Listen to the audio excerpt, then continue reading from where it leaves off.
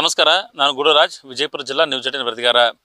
ವಿಜಯಪುರ ಜಿಲ್ಲೆಯಲ್ಲಿ ಕಳೆದ 3 ದಿನಗಳಿಂದ ಸುರಿಯುತ್ತಿರುವ ಮಳೆಯಿಂದಾಗಿ ಹಲವು ಅವಾಂತರಗಳ ಸೃಷ್ಟಿಯಾಗಿರುತ್ತಿದ್ದು, ಕಳೆದ ವರ್ಷ ಸಹಿತ ಇದೇ ತಿಂಗಳಲ್ಲಿ ಬಹಳಷ್ಟು ಮಳೆಯಿಂದಾಗಿ ಅವಾಂತರ ಸೃಷ್ಟಿಯಾಗಿ ವಿಜಯಪುರ ಜನ ಸಂಕಷ್ಟ ಅನುಭವಿಸುವಂತಹ ಪರಿಸ್ಥಿತಿ ಇತ್ತು. ಅದಾದ ಬಳಿಕ ಈ ವರ್ಷದ ಮಳೆಗಾಲದಲ್ಲಿ ಸಹಿತ ಸೇಮ್ ಸಿಚುವೇಶನ್ ಇರುತ್ತದೆ.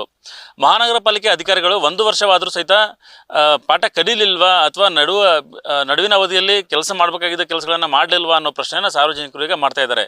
ಕಾರಣ ಇಷ್ಟೇ, ಕಳೆದ ವರ್ಷ ಯಾವ ರೀತಿ ಪ್ರವಾಹ ಉಂಟಾಗಿತ್ತು ಅದೇ ರೀತಿ ಮತ್ತೆ ಅದೇ ಪ್ರದೇಶಗಳಲ್ಲಿ ಈ ಬಾರಿ ಸಹಿತ ಪ್ರವಾಹ ಉಂಟಾಗಿದೆ. ನೀರು ಸರಾಗವಾಗಿ ಹರಿಯೋದಕ್ಕೆ ವ್ಯವಸ್ಥೆಯನ್ನು ಮಾಡಬೇಕಾಗಿರುವಂತಹ ಪಾಲಿಕೆ ಅಧಿಕಾರಿಗಳು ಅದನ್ನು ನಿರ್ಲಕ್ಷ್ಯ ಮಾಡಿದ್ದೇ ಈ ಒಂದು ಘಟನೆಗೆ ಕಾರಣ ಅಂತ ಹೇಳ್ಬೋದು. ಜೊತೆಗೆ ಸಾರ್ವಜನಿಕರು ಈಗ ಏನು ಮಹಾನಗರ ಪಾಲಿಕೆ ಮೇಲೆ ಆರೋಪ ಮಾಡ್ತಾ ಇದ್ದಾರೆ, ಅಂದರೆ ಈ ನೀರು ಹರಿಯೋದಕ್ಕೆ ಸರಿಯಾದ ವ್ಯವಸ್ಥೆಯನ್ನು ಮಹಾನಗರ ಪಾಲಿಕೆಯವರು ಮಾಡ್ತಾ ಇಲ್ಲ, ಅಧಿಕಾರಿಗಳು ಸರಿಯಾದ ಕ್ರಮ ಕೈಗೊಳ್ತಾ ಇಲ್ಲ ಅಂತೇಳಿ ಏನು ಆರೋಪವನ್ನು ಮಾಡ್ತಾ ಇದ್ದಾರೆ. ಅದಕ್ಕೆ ಮೂಲ ಕಾರಣ ಸಾರ್ವಜನಿಕರು ಸಹಿತ ಅಂತ ಹೇಳ್ಬೋದು. ಯಾಕೆಂದರೆ ಕಳೆದ ವರ್ಷ ಏನು ಈ ಪ್ರವಾಹ ಬಂದಿತ್ತು, ಹಾಗಾಗಿ ಅವತ್ತು ಉಸ್ತುವಾರಿ ಸಚಿವ ಎಂ ಬಿ ಪಾಟೀಲ್ ಅವರು ಸ್ಥಳಗಳಿಗೆ ಭೇಟಿ ನೀಡಿ ಪರಿಶೀಲನೆ ನಡೆಸಿ ಯಾರು ಈ ಒತ್ತುವರಿಯನ್ನು ಮಾಡ್ಕೊಂಡಿದ್ದಾರೆ, ಅಂದರೆ ಈ ರಾಜಕಾಲುವೆ ಥರ ಏನು ನೀರು ಹರಿಯೋದಕ್ಕೆ ವ್ಯವಸ್ಥೆ ಇರುತ್ತೆ ಅದನ್ನು ಯಾರು ಒತ್ತುವರಿ ಮಾಡ್ಕೊಂಡಿದ್ದಾರೆ ಅದನ್ನು ತೆಗೀರಿ ಅಂತ ಹೇಳಿ ಸೂಚನೆ ನೀಡಿದರು. ಆದರೆ ಕೆಲವು ಜನರು ಯಾರು ಒತ್ತುವರಿ ಮಾಡ್ಕೊಂಡಿದ್ದಾರೆ ಅಂಥವ್ರು ಅಥವಾ ಕೆಲವು ರಾಜಕೀಯ ಇನ್ಫ್ಲುಯೆನ್ಸ್ ಇರೋರು ಸಚಿವರ ಮೇಲೆ ಒತ್ತಡವನ್ನು ಹಾಕಿ ಅವ್ರ ದುಂಬಲನ್ನು ಬಿದ್ದು ಏನು ತೆರವು ಕಾರ್ಯಾಚರಣೆ ಇತ್ತು ಅದನ್ನು ತೆರವು ಕಡಿಮೆ ಮಾಡಿಸಿದ್ರು ಅಂತ ಹೇಳ್ಬೋದು. ಜೊತೆಗೆ ಕಾನೂನು ಹೋರಾಟ ಕೈಗೊಂಡರು. ಸುಮಾರು 40ಕ್ಕೂ ಅಧಿಕ ಜನ ಕಾನೂನು ಹೋರಾಟವನ್ನು ಕೈಗೊಂಡ ಪರಿಣಾಮವಾಗಿ ಈ ರೀತಿಯ ಸಮಸ್ಯೆ ಉಂಟಾಗಿರುವಂಥದ್ದು.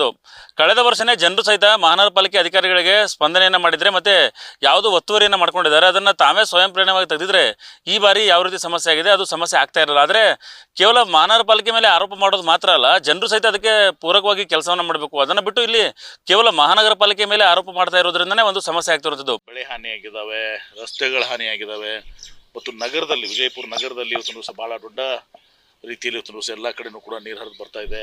ನಾನು ಹೋದ ಸಲ ಇದು ಮಾಡಿದಾಗ ಸಾಕಷ್ಟು ಇದನ್ನು ಹೇಳಿದೆ. ಈ ಸಲ ನಾನು ಅವ್ರನ್ನ ಸುಮ್ಮನೆ ಬಿಡಲಿಕ್ಕೆ ಹೋಗೋದಲ್ಲ. ಜನನೂ ಹಾಗೆ ಇದ್ದಾರೆ, ಲೀಡರ್ಗಳು ಹಾಗೆ ಇದ್ದಾರೆ ಓಣಿನಲ್ಲಿ. ಅದಾದಾಗ ಅಲ್ಲ ಒಂದು ಲಾಸ್ಟ್ ಟೈಮ್ ಮಗು ಸತ್ತು ಜುಮ್ಮಾ ಮಸೀದ್ನಲ್ಲಿ. ಆ ಕ್ಷಣಕ್ಕೆ ಇವತ್ತು ದಿವಸ ಇವರೆಲ್ಲರದು ಒಂದು ಅಭಿಪ್ರಾಯ ಆಗಿರ್ತದೆ. ಮುಗಿದ ಮೇಲೆ ಇವತ್ತು ದಿವಸ ಅಡ್ಡಿ ಆಗ್ತಾರೆ. ಅದೇ ರೀತಿ ಇವತ್ತು ದಿವಸ ನಿಮ್ಮ ಯಾವುದದು ಇಬ್ರಾಹಿಂ ರೋಜಾದಿಂದ ಏನೈತಲ್ಲ ನೋಡಿದ್ರೆ ನೀವು ಬಂದಿದ್ರೆ ಎಲ್ಲರೂ 32 ಜನ ಹೋಗಿ ಸ್ಟೇ ತಂದಿದ್ದಾರೆ, ಕೋರ್ಟ್ನಲ್ಲಿ ಸ್ಟೇ ತಂದಿದ್ದಾರೆ. ಹೀಗಾಗಿ ಎಲ್ಲ ಸಮಸ್ಯೆಗಳಿದಾವೆ. ಆರ್ಕಲಾಜಿ ಒಂಥರ ಸಮಸ್ಯೆ ಇದೆ. ಎಲ್ಲ ಸಮಸ್ಯೆಗಳನ್ನ ಇವತ್ತು ದಿವಸ ನಾವು ಇವತ್ತೊಂದು ದಿವಸ ಭಾಳ ಗಂಭೀರವಾಗಿ ಭಾಳ ನಾನು ಮತ್ತು ಈ ಸಲ ನಾನು ಯಾರಾದರೂ ಅವ್ರು ನಾನು ಸಸ್ಪೆಂಡ್ ಮಾಡೋಕ್ಕೂ ನಾನು ಹಿಂಜರಿದಲ್ಲ. ಒಂದು ಮಹಾನಗರ ಪಾಲಿಕೆ ಅಧಿಕಾರಿಗಳು ವಿಳಂಬ ಮಾಡ್ತಾ ಇದ್ದಾರೆ, ಅದರಲ್ಲಿ ಎರಡು ಮಾತಿಲ್ಲ. ಆದರೆ ಜನರು ಸಹಿತ ಅದಕ್ಕೆ ಮಹಾನಗರ ಪಾಲಿಕೆಗೆ ಯಾವ ರೀತಿ ಕ್ರಮಗಳನ್ನು ಕೈಗೊಳ್ಳುತ್ತೆ ಅದಕ್ಕೆ ಪೂರಕವಾಗಿ ಕೆಲಸವನ್ನು ಮಾಡೋದು ಬಿಟ್ಟು ಈ ರೀತಿ ಕಾನೂನು ಹೋರಾಟ ಮಾಡಿದ್ರಿಂದಾಗಿ ಅವ್ರಿಗೆ ಸಮಸ್ಯೆ ಆಗಿದೆ ಅಂತ ಹೇಳಿ ಕೆಲವು ಕಡೆ ಒತ್ತುವರಿ ಆಗಿದೆ ಅನ್ನೋದು ಸಾರ್ವಜನಿಕವಾಗಿಯೂ ಕಾಣಿಸ್ತಾ ಇರುವಂತಹ ಸ್ಥಳಗಳಿವೆ. ಕೆಲವು ಸ್ಥಳಗಳಲ್ಲಿ ಇದು ನೋಡಿದರೆ ಮೊದಲೇ ಹಿಂಗಿತ್ತು, ಇವಾಗ ಹಿಂಗಾಗಿದೆ ಅಂದರೆ ಇಲ್ಲಿ ಇಷ್ಟು ಒತ್ತುವರಿ ಆಗಿದೆ ಅನ್ನೋದನ್ನು ಅದು ಅಳತೆ ಮಾಡೋದಿಲ್ಲ. ಜಸ್ಟ್ ಸಾರ್ವಜನಿಕರು ನೋಡಿದರೆ ಗೊತ್ತಾಗುತ್ತೆ ಇಲ್ಲಿ ಒತ್ತುವರಿ ಆಗಿದೆ ಅನ್ನೋದನ್ನು. ಅಂದರೆ ಹಿರಿಯರಿಗೆ ಕೇಳಿದರೆ ಗೊತ್ತಾಗುತ್ತೆ. ಆ ರೀತಿ ಪರಿಸ್ಥಿತಿ ಇರುವಾಗ ಅದನ್ನು ಸಾರ್ವಜನಿಕರೇ ಸ್ವಯಂವಾಗಿ ತೆಗೆಯೋದನ್ನು ಬಿಟ್ಬಿಟ್ಟು ಮಹಾನಗರ ಪಾಲಿಕೆ ವಿರುದ್ಧ ಈ ರೀತಿ ಕಾನೂನು ಹೋರಾಟ ಮಾಡೋದ್ರಿಂದ ಒಂದು ಅಭಿವೃದ್ಧಿಗೂ ಕುಂಠಿತ ಆಗುತ್ತೆ ಮತ್ತು ಮಳೆಗಾಲದಲ್ಲಿ ಈ ಥರ ಸಮಸ್ಯೆಗೆ ಅದೇ ಪ್ರಮುಖ ಕಾರಣವಾಗಿರುತ್ತೆ. ಹಾಗಾಗಿ ಯಾವ ರೀತಿ ಸಾರ್ವಜನಿಕರು ಮಹಾನಗರ ಪಾಲಿಕೆ ವಿರುದ್ಧ ಆರೋಪವನ್ನು ಮಾಡ್ತಾರೆ ಅದೇ ರೀತಿ ತಾವು ಸಹಿತ ವೈಯಕ್ತಿಕವಾಗಿ ಮತ್ತು ತಾವು ಸಹಿತ ಅದಕ್ಕೆ ಸಪೋರ್ಟಿವ್ ಆಗಿ ಇದ್ದರೆ ಮಾತ್ರ ಈ ಅಭಿವೃದ್ಧಿ ಕಾರ್ಯಕ್ಕೆ ಸಹಕಾರ ನೀಡಿದಂತೆ. ವಿಜಯಪುರ ಜಿಲ್ಲೆಯಲ್ಲಿ ಈ ಬಾರಿ ಸಹಿತ ಬಹಳಷ್ಟು ನಗರಗಳು, ಅದರಲ್ಲಿ ಇಬ್ರಾಹಿಂ ರೋಜಾ ಹಿಂಭಾಗದಲ್ಲಿರ್ಬೋದು, ರಾಮನಗರ ಸೇರಿದಂತೆ ಜುಮಾ ಮಸೀದ್ ಈ ಭಾಗದಲ್ಲೆಲ್ಲ ಸಹಿತ ಸಮಸ್ಯೆ ಆಗ್ತಿರುವಂಥದ್ದು. ಅಧಿಕವಾಗಿ ಮಳೆ ಸುರಿದ್ರಿಂದ ಈ ಪ್ರಮಾಣದಲ್ಲಿ ಆಗ್ತಾ ಇದೆ. ಇನ್ನೂ ಮಳೆಗಾಲ ಇರೋದ್ರಿಂದ ಮತ್ತು ಮುಂದೇನೂ ಮಳೆ ಇದೆ ಅಂತ ಹೇಳಿ ಅಧಿಕಾರಿಗಳು ಸೂಚನೆ ನೀಡಿದ್ರಿಂದಾಗಿ ಈಗಲಾದರೂ ಅಲ್ಲಿ ಕಾರ್ಯಾಚರಣೆಯನ್ನು ಮಾಡಿ ಅದನ್ನು ತೆರವುಗೊಳಿಸುವ ಕಾರ್ಯಾಚರಣೆ ಮಾಡಬೇಕಾಗಿದೆ.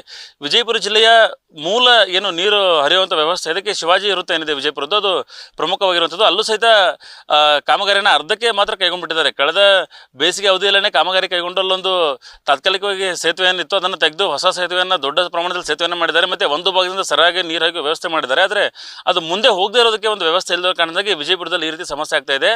ಮಹಾನಗರ ಪಾಲಿಕೆ ಅಧಿಕಾರಿಗಳು ಎಷ್ಟು ವಿಳಂಬ ನೀತಿ ಕಾರಣ ಇದೆಯೋ ಸಾರ್ವಜನಿಕರು ಸಹಿತ ಅದಕ್ಕೆ ಕೈ ಜೋಡಿಸದೆ ಈ ರೀತಿ ಕಾನೂನು ಹೋರಾಟ ಮಾಡೋದ್ರಿಂದ ಮತ್ತು ಒತ್ತುವರಿಯನ್ನು ಮಾಡಿದ್ದು ಗೊತ್ತಿದ್ದರೂ ಸಹಿತ ತೆಗೆಯೋದೇ ಇರೋದ್ರಿಂದ ಈ ರೀತಿ ಸಮಸ್ಯೆ ಆಗ್ತಾ ಇರುವಂಥದ್ದು.